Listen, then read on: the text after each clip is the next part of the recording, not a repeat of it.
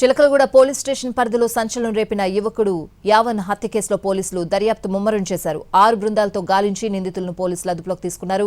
యావన్ మృతదేహానికి అంత్యక్రియలు పూర్తి చేసి కుటుంబ సభ్యులకు అప్పగించారు. అయితే యావన్ను హత్య చేసిన సాయి, పరమేష్, వంశీ, మణి, మనోజ్, శివలను పోలీసులు అరెస్ట్ చేశారు. నిందితులతో పాటు పలువురు అనుమానితులను అదుపులోకి తీసుకుని విచారిస్తున్నారు. యావన్ హత్యకు ప్రేమ వ్యవహారమే కారణమా లేక మరొకటేదైనా ఉందా అనే కోణంలో దర్యాప్తు చేపట్టారు పోలీసులు. బావా బామర్దులే యావన్ హత్య కేసులో ప్రధాన నిందితులుగా ఉన్నారని గుర్తించారు. సాయి, పరమేష్లు మరో ముగ్గురుతో కలిసి యావన్ను చంపేందుకు స్కెచ్ వేశారు. యావన్ను హత్య చేసేందుకు పలుమార్లు రెక్కీ నిర్వహించారు సాయి, మరో 5గురు. యావన్ను హత్య చేసి స్నాప్చాట్లో పోస్ట్ చేశారు నిందితులు. ఇప్పటికే పలు ఆధారాలను స్వాధీనం చేసుకున్నారు పోలీసులు. ఇక ఇదే అంశానికి సంబంధించి పూర్తి వివరాలు మా ప్రతినిధి రాధాకృష్ణ అందిస్తారు. చిలకలగూడ పోలీస్ స్టేషన్ పరిధిలోని మేడిబావిలో గురువారం రాత్రి జరిగిన హత్యకు సంబంధించిన కేసులో పోలీసులు అయితే దర్యాప్తు ముమ్మరం చేశారు. ఎవరైతే హత్య చేశారో సాయితో పాటు పరమేశ్వర్ వీళ్ళిద్దరూ అలాగే మరొక ముగ్గురు మొత్తం 5గురు కలిసి అత్యంత దారుణంగా హత్య చేసినట్టుగా పోలీసులు అయితే గుర్తించడం జరిగింది. మొత్తం ప్రత్యేకంగా 6 టీంలను ఏర్పాటు చేసి నిందితులను అయితే పట్టుకోవడం జరిగింది. ప్రస్తుతం మనం చూస్తున్నది మేడిబావిలో ఉన్న అమ్మాయి ఇంటి వద్ద, అంటే ఎవరినైతే అమ్మాయిని ప్రేమించాడో ఆ అమ్మాయి ఇంటి దగ్గర ప్రస్తుతం అయితే పోలీస్ పికెటింగ్ కొనసాగుతుంది. బందోబస్తు యథావిధిగా అయితే ఉంది.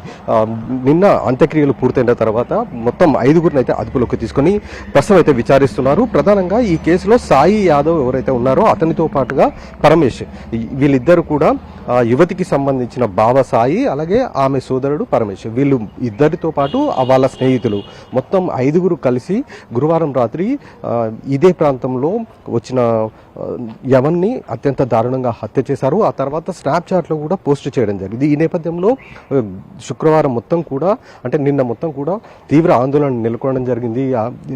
ఎవరైతే యువతి ఉందో యువతికి సంబంధించిన ఇంటిని ముట్టడించడానికి ప్రయత్నం చేశారు. కానీ పోలీసులు మాత్రం ప్రస్తుతం పూర్తి స్థాయిలో బందోబస్తు అయితే ఏర్పాటు చేయడం జరిగింది.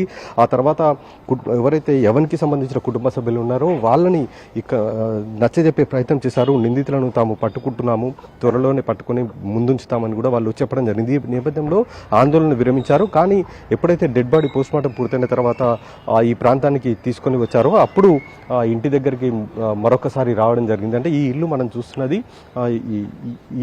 చూస్తున్నది యువతికి సంబంధించిన ఇల్లు. ఈ ఇంటికి సంబంధించే నిన్న పూర్తి స్థాయిలో గొడవ కూడా చోటు చేసుకోవడం జరిగింది. ఆ తర్వాత పరిస్థితిని పూర్తిగా అదుపులోకి తీసుకొని పోలీసులు వాళ్ళ కుటుంబ సభ్యులకైతే యవన్ కుటుంబ సభ్యులకు నచ్చజెప్పారు. ఆ తర్వాత రాత్రి అంత్యక్రియలు కూడా పూర్తయిపోయాయి.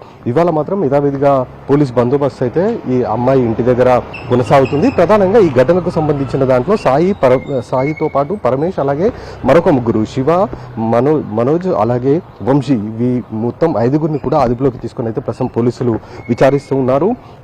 కేవలం ప్రేమకు వ్యవహారమే ఈ హత్యకు కారణంగా ప్రధానంగా మనకు తెలుస్తుంది. ఎందుకంటే గతంలో కూడా ఎవరిని హెచ్చరించినట్లు కూడా మనకు తెలిసింది. ఒక ఆడియో క్లిప్ కూడా బయటకు రావడం జరిగింది. అది కూడా యువతి ఎవరైతే ఉన్నారో ఆ యువతి ఎవరికి ఫోన్ చేసి అతన్ని చంపుతారని కూడా ఆమె పూర్తి స్థాయిలో చెప్పడం జరిగింది. కాబట్టి మొత్తం హత్యకు గల కారణం మాత్రం ప్రేమ వ్యవహారం అనేది మనకు చాలా స్పష్టంగా అయితే తెలుస్తుంది. ఎవరిని హత్య చేసిన ప్రస్తుతం 5గురు నిందితులతో పాటు మరికొంతమందిని పోలీసులు అదుపులోకి తీసుకుని విచారిస్తున్నారు. కెమెరా సీతారామరావుతో రాధాకృష్ణ టీవీ.